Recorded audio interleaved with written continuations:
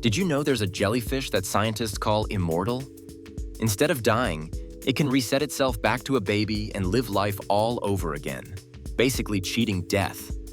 Far below the waves, off the coast of Australia, lies the Great Barrier Reef. So huge it's visible from space. It's the largest living structure on Earth, like an underwater city built by billions of tiny creatures. And here's something lighter.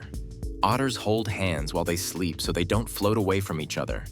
That's nature's way of saying, stick with the ones you love.